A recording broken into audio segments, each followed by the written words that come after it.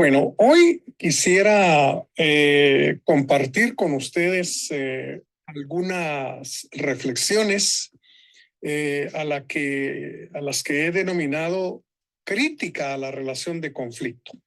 Es decir, que no vamos a aceptar así muy suave y fácilmente que hay una relación de conflicto entre la ciencia y la fe, entre la ciencia y la religión. Y entonces, ¿qué críticas realmente se le pueden hacer a, a esta manera de ver las cosas? Bueno, empecemos por reconocer que la popularidad de una idea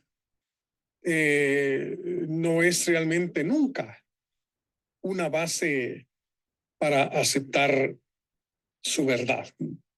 El hecho de que mucha gente sostenga, pues, la visión de conflicto entre la fe y la ciencia no significa que esa posición sea verdadera, sea auténtica, ¿verdad? Entonces, la popularidad realmente no es un buen indicador. Al contrario, a veces podría ser una seria indicación de que aquello está completamente equivocado. Pues aquí depende más bien de la propaganda que se le haga a aquella idea y no realmente de su verdad. Y recordemos que hoy en día los medios, digamos, de comunicación en términos generales y sobre todo las recién aparecidas llamadas redes sociales, lo que han venido realmente a hacer, digamos, en relación con este tema es, por decirlo así, amplificar la voz de los extremistas. Entonces, en la medida también en que hay gente que replica, digamos, los mensajes y los reenvía sin mayor actitud crítica, pues en esa misma medida, pienso que esta actitud de conflicto entre la ciencia y la fe, pues ha ganado bastante popularidad y bastante terreno entre mucha gente. Pero lo que necesitamos en todo caso son pruebas, ¿verdad? Son verdaderos y auténticos argumentos y no votos, pues, ¿verdad? Sí, porque el hecho de que mucha gente vote a favor de la teoría del conflicto entre la ciencia y la fe, vuelvo a insistir, no es fundamento alguno para su verdad. Ahora, como lo vimos también, digamos, en la clase anterior, muchos de los enemigos, digamos, de la religión no tienen verdaderos argumentos, no tienen auténticas pruebas ni demostraciones, sino que se andan realmente por las ramas, ¿verdad? Uno de esos argumentos, como lo vimos, es la cuestión de que las religiones son violentas y son promotoras, digamos, de violencia e incluso de crímenes también, ¿verdad? Pero aunque eso sea cierto, es decir, uno no puede esconder, como decíamos también entonces, las denominadas guerras de religión que se dieron en Europa, digamos, luego de la Reforma Protestante. No se puede negar, digamos, tampoco el empleo de la violencia y del crimen por parte de religiones como el Islam. Pero, es decir, aquí de lo que estamos hablando es de si es posible que haya una relación entre la ciencia y la fe. Verá, esas cuestiones realmente son condenables. El hecho de que se hayan promovido guerras y muertes, en fin, etcétera, por supuesto que eso es muy condenable, ¿verdad? Y hay que recordar que también la ciencia ha sido promotora de grandes crímenes, pues, ¿no? Es decir, hay que recordar cómo don Alberto Einstein y algunos otros científicos en la ciudad de Manhattan llegaron a aprovechar la fisión del átomo del uranio para inventar la primera bomba atómica y hacerla estallar sobre Hiroshima y Nagasaki, provocando pues cientos de miles y miles, digamos, de muertos y de gente que hasta el día de hoy padece también secuelas, ¿no? Entonces, si vamos a hablar realmente de la violencia, tendríamos que señalar también en general a la ciencia, digamos, de promoverla. Aparte de las armas de destrucción que la ciencia realmente ha contribuido a inventar, a crear, entre ellas, digamos, los virus, ¿verdad? Es decir, de hecho, hay una teoría de la conspiración alrededor del COVID-19, ¿verdad? Entonces, la ciencia también ha contribuido definitivamente a guerras, a conflictos enormes donde han muerto millones incluso de seres humanos, pero porque la ciencia haya provocado eso, pues no se le va a rechazar, ¿verdad? Y entonces, lo que quiero decir es que la popularidad de la idea del conflicto entre la ciencia y la fe a veces se debe a enfatizar estos aspectos que, aunque graves, aunque importantes e incluso condenables, no son, digamos, argumentos que vayan a apuntar al hecho de que no puede haber ninguna relación, no puede haber, digamos, ningún nexo entre la fe y la ciencia. Entonces, la popularidad no es suficiente. Se necesitan pruebas y auténticos argumentos. Ahora, hay que decir una cosa a estas alturas. El número realmente de auténticos científicos que atacan la fe y la religión y la relación entre estas es en realidad un número verdaderamente pequeño, ¿verdad? La mayoría de personas que han escrito en contra de la religión y defendiendo la ciencia a veces no tienen una verdadera formación científica, sino lo que quieren, digamos, es un poco de publicidad y vender sus obras también, poniéndoles pues un título llamativo, ¿verdad? Como el espejismo de Dios, ¿verdad? Entonces, pero no se trata, digamos, de gente procedente del campo de la ciencia, porque lo que sabemos es que es muy poco realmente el número de verdaderos científicos que se oponen a la religión en nombre de la ciencia o que condenan, digamos, la religión también en nombre de la ciencia. Sí, no son la mayoría ni son muchos, sino un grupo verdaderamente pequeña. Y se han hecho, digamos, investigaciones muy importantes y significativas sobre las creencias religiosas entre los científicos. De hecho, creo que nosotros hemos escuchado en más de alguna vez, en más de algún momento, palabras, digamos, elogiosas hacia la fe y hacia la religión de boca de científicos sumamente importantes, ¿verdad? Incluso tal vez hasta hemos utilizado esas frases en algún sermón, en alguna clase, en alguna conferencia, pues, ¿verdad? Porque es un hecho que las convicciones, digamos, y las creencias religiosas también tienen su lugar en la vida de la gente que se dedica a la ciencia. Un dato, digamos, importante que podemos manejar aquí es que desde el año de 1916 hasta la fecha, el 40% de los científicos en el contexto de los Estados Unidos de América, pues se han declarado y se declaran creyentes. Es decir, gente que tiene fe en Dios y que incluso frecuentan una iglesia. Es decir, el 40 de cada 100 científicos pues confiesa ser sencillamente un creyente, ¿verdad?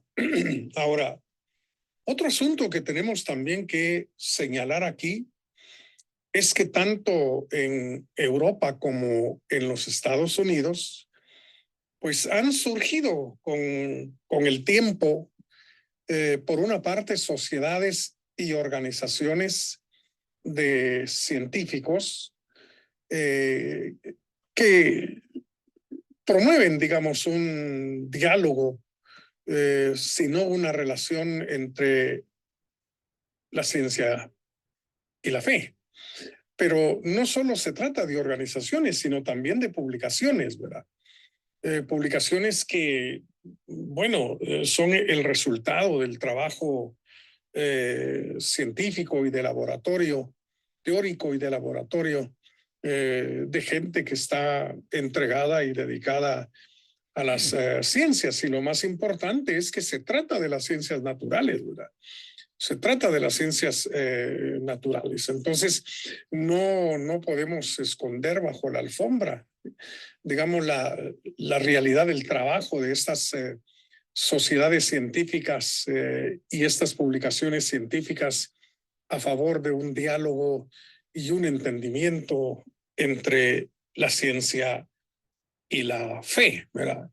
La idea realmente cuando uno visita, afortunadamente ahora no tenemos que viajar físicamente, ¿verdad? Es decir, la red pues lo hace por nosotros, pues podemos realmente visitar tanto a esas sociedades y organizaciones como a esas publicaciones donde es fácil ver que lo que hacen realmente es examinar de una manera muy seria las implicaciones en ambas vías, ¿verdad? Es decir, tanto las implicaciones de la religión hacia la ciencia como las de la ciencia hacia la religión o hacia la fe. Es decir, que no se trata, digamos, de una posición hasta cierto punto sesgada, unilateral, sino más bien una posición decididamente conciliatoria, ¿verdad? Entonces, estas cuestiones que estamos señalando a mí me parece que son pruebas a favor de que no necesariamente hay un conflicto entre la fe y la ciencia, porque si ese conflicto fuera real y fuera totalmente irreconciliable, pues no hubieran aparecido estos hechos, ¿no? Como las sociedades, organizaciones, publicaciones que van precisamente por el camino de la conciliación en cuanto a las implicaciones de la fe y la ciencia. Entonces, la total incompatibilidad, pues, haría totalmente imposible ser, por un lado, científico y también creyente a la vez. Sería una mezcla imposible realmente de obtener si verdaderamente fuera real, digámoslo así, esa absoluta separación, esa posición antagónica entre la fe y la ciencia. Es decir, sería imposible ser creyente y científico a la vez y viceversa. No se podría ser científico y a la vez ser un creyente honesto y sincero. Ahora, esta organización Carnegie en los Estados Unidos, que es una asociación que se sostiene fundamentalmente en base a donaciones, que sostiene diversos museos también en el contexto de los Estados Unidos, dedicados a diversos aspectos, digamos, de la ciencia y que deja en claro, digamos, el Carnegie Science Center deja en claro que tiene un propósito, el propósito de acercar el conocimiento científico a la vida de la gente, a la vida de la gente. Entonces ya ese, digamos, es un esfuerzo muy importante. Y tenemos que reconocer que parte de la vida de la gente es precisamente la religión, y es la iglesia, y es la fe, y es la creencia, digamos, en la Sagrada Biblia. Entonces, aunque el Carnegie Science Center no está dedicado exclusivamente, digamos, a establecer lazos entre la ciencia y la fe, no deja de hacerlo de vez en cuando con algunos artículos y con algunos trabajos que lleva a efecto. Pues en un momento determinado, este centro científico pues levantó un estudio a lo largo y ancho de los Estados Unidos entre un número de 60,000 profesores universitarios. Se cree, digamos, que 60,000 es más o menos la cuarta parte, digamos, de todos los profesores universitarios que se dedican realmente a la labor docente en las universidades en Estados Unidos. Entonces, ese estudio, digamos, entre ese número de profesores universitarios mostró que el 55% de los profesores que se dedican a enseñar física y también las ciencias de la vida como la biología, en fin, la farmacología, etcétera, bueno, se describían a sí mismos como religiosos, es decir, no tuvieron ningún empacho, por decirlo así, en aceptar que eran personas religiosas y que alrededor, digamos, de un 43% de ellos también asistían regularmente a la iglesia. Ahora, este estudio no reflejó nada ni dijo nada en concreto sobre la filiación religiosa de este 55% de profesores de física y ciencias de la vida. Pero lo que sabemos, digamos, de la cultura de los Estados Unidos, es muy probable que la mayoría o todos ellos hayan sido protestantes o evangélicos, como les denominamos por estas tierras, ¿verdad? Porque Estados Unidos es realmente una sociedad no católica. Es decir, el catolicismo es realmente una minoría en el contexto gringo. Pues entonces tenemos ahí un testimonio también muy importante, ¿no? Estadísticamente hablando, en relación a cómo los científicos y las personas que se dedican a la enseñanza de las ciencias, en este caso naturales, pues no están alejados de la religión y son creyentes que frecuentan en un buen número alguna iglesia. Ahora bien, dentro de las publicaciones que abundan realmente, afortunadamente, que podemos encontrar también en la red, ¿verdad? Ya no tenemos que ir a una librería ni a una biblioteca, sino que, bueno, allí en la comodidad de la casa, frente a nuestra computadora, podemos entonces encontrar una infinidad de publicaciones en diferentes idiomas, pero yo quisiera señalar aquí, por una parte, Christians in Science, ¿verdad? Que es una organización británica.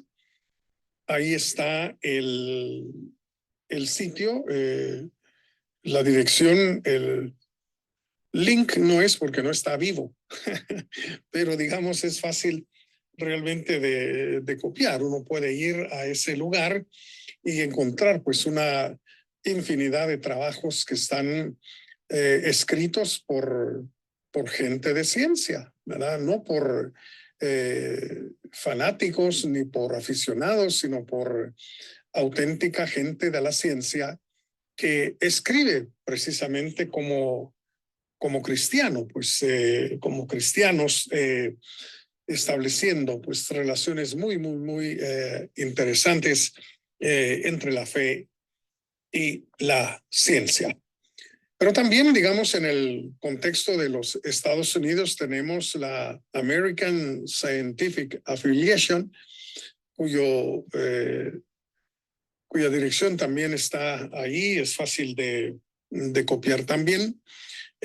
Pues accediendo, digamos, a el sitio de la ASA, como se le conoce, pues uno encuentra también aquí toda una variedad de artículos y de trabajos que no defienden, digamos, la fe de supuestos ataques de la ciencia, sino al contrario, tratan de establecer de nuevo nexos, relaciones y, por supuesto, influencias de la una a la otra y de la otra a la una definitivamente. Y también podríamos mencionar aquí otra organización, digamos, que publica esta, no esta, sino una serie, digamos, de trabajos como es la International Society for Science and Religion. Aquí esto está mucho más claro todavía, ¿verdad?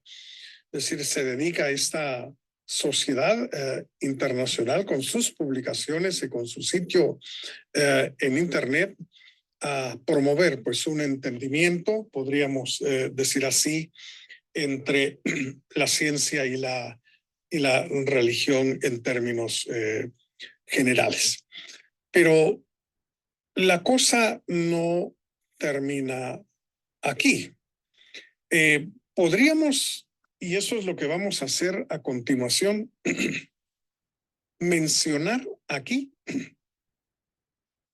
a algunos personajes del tiempo actual que fueron científicos primero y después se dedicaron a estudiar teología e incluso a convertirse en ministros y pastores, ¿verdad? El primero, creo yo, que debemos traer realmente a colación aquí es el caso de John Ott, ¿verdad? Un teólogo católico, pero que es experto en ciencia, en cosmología, en ecología y, por supuesto, en la reconciliación entre la teoría darwiniana de la evolución y la religión, ¿verdad? Sobre todo como católico, la religión cristiana. Y de Ott podemos traer a colación esta obra publicada por Sal Terrae en el año 2009 y que lleva como título Cristianismo y Ciencia hacia una teología de la naturaleza, ¿verdad?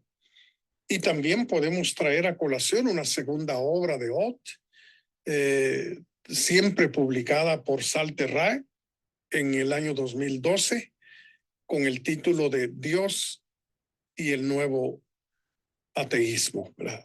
Entonces, en Cristianismo y Ciencia, hacia una teología de la naturaleza, lo que Ott hace es tratar, digamos, de demostrar que ese naturalismo que es propio de nuestra época, entendiendo por naturalismo la creencia de que lo natural, lo físico natural es lo único que existe, lo único que hay, y que la ciencia natural con su método es la única manera, digamos, de llegar a entender y a explicar lo que ocurre en el contexto de la naturaleza, pues dice Ott, no es la única manera, digamos, de entender lo natural y de tratar también con la naturaleza, porque desde el punto de vista del cristianismo hay una forma también de relacionarse con lo natural, de entender la naturaleza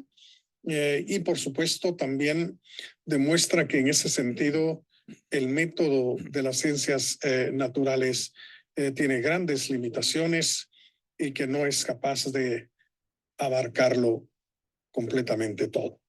Y por supuesto, la segunda obra de Ott, Dios y el nuevo ateísmo, pues es una obra también muy interesante porque, digamos, el ateísmo ha sido algo presente, digamos, en el mundo, ¿verdad? Ya la escritura nos lo recuerda al decir, dice el necio en su corazón no hay Dios, ¿verdad? Entonces, el ateísmo es realmente un fenómeno, digamos, muy antiguo, muy viejo, pero los ateísmos nuevos que han ido surgiendo, digamos, con el paso del tiempo, pues no dejan de tener ciertas características, ¿verdad? Pero una de las características, podríamos decir, que señala aquí de los nuevos ateísmos o del nuevo ateísmo es que suelen emplear o tratar de emplear, ya sea descubrimientos, teorías científicas para tratar, digamos, de demostrar que Dios no existe. Entonces, pues el autor trata, digamos, con estas nuevas propuestas ateas. Podemos traer y tenemos que traer también aquí a colación a John Polkinghorne, ¿verdad? De él creo que hemos leído ya por lo menos algo o hemos escuchado alguna conferencia, en fin. Bueno, se trata aquí del autor de Explorar la Realidad, publicado también por Salterra en el año 2007. Y hay que recordar que Polkinghorne, pues, no es tampoco cualquier gente, como decimos, ¿verdad? ¿No? Para empezar, es miembro de la Royal Society, que aglutina, digamos, a los más importantes intelectuales británicos, y es, por supuesto, el presidente emérito del Queen's College de Cambridge, ¿verdad? Y es, por supuesto, un físico, ¿verdad? Especializado sobre todo en la teoría cuántica, y es un sacerdote anglicano, ¿no? Entonces aquí tenemos pues la conjunción de ciencia y fe de una manera muy clara en la persona, digamos, de un pastor que también pues entiende esos misterios, digamos, de la física cuántica, ¿no? Y por supuesto, el trabajo de Polkinghorne en este sentido es demostrar que la realidad o eso que llamamos la realidad o eso que se llama la realidad es algo más que lo físico, ¿verdad? Es algo más otra vez que lo natural, que lo material que podemos ver y observar. Y que, bueno, ahí me hizo falta una A. Abarca la vida del ser humano y el sentido también de la vida humana. De modo que en lo que hace, digamos, este científico teólogo es ir en contra del concepto tan estrecho que se tiene de realidad en las ciencias naturales de parte de algunos científicos, pues, y les quiere realmente decir que esa estrechez de miras en cuanto a la realidad hay que abandonarla y hay que tratar de abarcar con el concepto realidad también la vida estrictamente humana, que no va a ninguna parte si no tiene un sentido, ¿verdad? Al fin y al cabo, pues el Génesis nos ha dejado en claro la idea de que el hombre es un ser que necesita tener metas, objetivos, fines que alcanzar para que su vida pueda tener no solo una razón de ser, sino sentido sobre todas las cosas, ¿verdad? Y qué más que la fe para proveerle al ser humano de un sentido verdaderamente importante, no únicamente en los términos de la tierra y el tiempo, sino incluso más allá. Entonces ahí tenemos pues otro caso importantísimo de cómo un científico realmente puede ser un creyente, puede ser un siervo de Dios sin mayores complicaciones. Digo yo, pues, digo yo, habrá que estar en su pellejo, como decimos común y corrientemente, ¿verdad? De repente hay cuestiones ahí un poco difíciles, como nos pasa a todos, ¿verdad? Porque eso de tener dudas a veces y de tirar la cruz, pues bueno, eso le pasa a cualquiera, ¿verdad? Es decir, dan ganas a veces, porque las cosas suelen complicarse, ¿verdad? Y para un científico creyente, pues me imagino que hay otra clase de complicaciones también igual de serias que las que nosotros podemos encontrar en nuestra vida de todos los días. Bueno, traigamos a colación a otro, porque esta lista también es de algunos nombres acá. Entonces, traigamos a colación a Arthur Peacock, ¿verdad? Peacock, bioquímico, profesor en la Universidad de Cambridge, efectuó investigaciones sumamente importantes sobre el ADN, sobre la cadena, digamos que estructura a nuestro organismo, y también es un sacerdote anglicano, ¿verdad? Entonces, estamos aquí con gente, digamos, de grueso calibre en el contexto de las ciencias naturales, ¿no? Física cuántica, bioquímica, ADN, en fin, pero también Peacock, bueno, entre las cosas que hizo en el contexto, digamos, de Gran Bretaña fue el haber fundado la Sociedad de Científicos Ordenados. Fíjese usted, qué nombrecito, ¿verdad? Dos requisitos importantes, obviamente, para pertenecer a esta sociedad: ser científico de profesión y, en segundo lugar, estar ordenado como ministro, ¿verdad? Entonces, enorme desafío, ¿verdad? De modo que eh, esta sociedad pues ha prestado servicios realmente muy importantes respecto a los temas que nos ocupan a nosotros en este seminario de ciencia y fe. Y tal vez podríamos mencionar aquí entre las obras, digamos, de Peacock, esta del 2008, también de Sal Terrae, y que se titula Los caminos de la ciencia hacia Dios, el final de toda nuestra operación.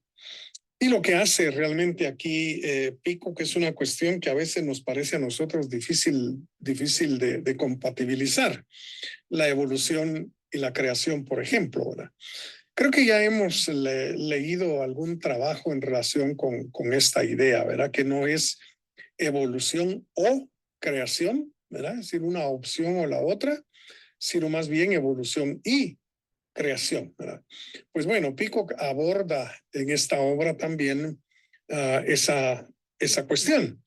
Y por supuesto, otro asunto muy peliagudo también, ¿verdad? Muy espinudo, como es la cuestión de la causalidad y la intervención de Dios en el universo. ¿Verdad? Un tema verdaderamente candente, verdaderamente importante, porque como lo vimos en los primeros días cuando nos ocupamos del mecanicismo como visión del mundo, pues el mecanicismo solamente acepta como principio de todo lo que ocurre en la naturaleza la ley de la causa y el efecto. Pero si el todo del universo, digamos, está amarrado a la ley de la causa y el efecto, ¿cómo compatibilizamos como cristianos la intervención divina? Bueno, un asunto, como dije, bastante peliagudo, muy espinoso, pero del cual, pues, Peacock se hace cargo en esta obra del 2008. Ahora, mencionemos aquí a una dama, a Ilia Delio. Ella se doctoró en farmacología, es una monja católica que es profesora en la Universidad de Georgetown, ¿verdad? La teología la estudió en la Universidad de Fordham, que como se sabe, pues es una universidad jesuita, ¿verdad? Entonces los jesuitas le dieron una excelente formación a nivel teológico. Y entonces esta monja, pues que es considerada una de las mentes teológicas más importantes del tiempo actual, tiene una obra publicada en el 2014 que lleva como título Cristo en evolución. Si ya solo el nombre, digamos, solo el título de este trabajo ya llama poderosamente la atención, ¿verdad? De hecho, Delio pues suele tratar la cuestión de la evolución en sus cursos y también, digamos, en esta obra y en otros trabajos definitivamente que tiene, ¿verdad? Pero digamos, lo que trata realmente en esta obra es la cuestión de que la naturaleza, que volvemos a insistir, es lo único en que se machaca y se machaca el día de hoy, ¿verdad? Solo la naturaleza y no hay nada más que lo natural, en fin, etcétera. Bueno, la naturaleza, dice Ilia Delio, no tiene por qué ser el todo del cosmos, ¿verdad? Es decir, el universo no tiene por qué ser solo naturaleza y la naturaleza no tiene por qué ser la totalidad del cosmos o del universo, ¿verdad? Y ella presenta entonces una especie de nueva cristología, digámoslo así, lo cual ella considera muy, muy, muy importante. Y también los críticos, digamos, de la obra de Delio consideran muy, muy importante esta propuesta de un Cristo cósmico ante una fe acósmica de muchos creyentes, ¿verdad? Es decir, hay creyentes que se quedan simple y sencillamente con la idea de que la ciencia dice que no hay más que la naturaleza, el cosmos, el universo es algo perfectamente natural, no hay nada más que eso, y mantienen, por otro lado, su fe en Dios, su fe en Cristo, pero lo que Ilia Delio hace aquí, digamos, en esta obra, es mostrar que la cristología puede definitivamente tener dimensiones cósmicas también, ¿verdad? Así que habría otra manera de abordar la cuestión del cosmos y del universo que no sea con ese naturalismo extremo, digamos, del día de hoy, sino también desde el punto de vista de una, llamémosle así, una nueva cristología. Tal vez valdría la pena recordar aquí que Ilia Delio, cuando se refiere a la cuestión de la evolución, no tiene en mente tanto el pensamiento de Charles Darwin, ¿verdad? Sino más bien el pensamiento del francés Teilhard de Chardin, ¿verdad?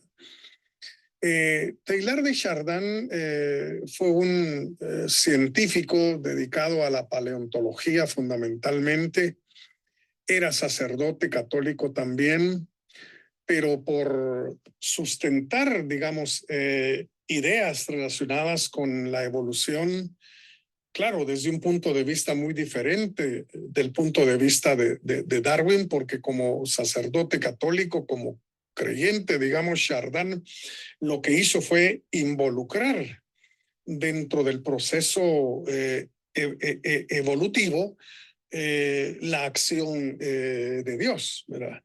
La acción de Dios. Y entonces, pues Chardin fue mal visto en el contexto de la iglesia y como le sucedió muchas veces a muchos otros, pues prácticamente fue inhabilitado y se le prohibió rotundamente enseñar y ejercer, por supuesto, el sacerdocio. Claro, mucho tiempo después se le vino a pedir perdón, pues, ¿verdad? Ya para qué.